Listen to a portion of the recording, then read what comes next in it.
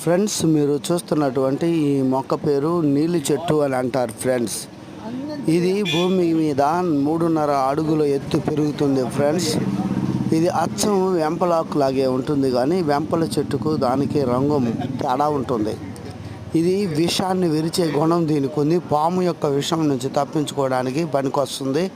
అలాగే ఇది తలకు నూనె తయారు చేసుకుని దీన్ని మెత్తగా దంచి నూనె తయారు చేసుకుంటూ కొబ్బరి నూనె కానీ నువ్వుల నూనెలో కానీ ఉడికిస్తే ఇది జుట్టును నల్లబరుస్తుందని ఆయుర్వేదిక వైద్యంలో మరి పండితులు తెలియపరిచారు ఫ్రెండ్స్.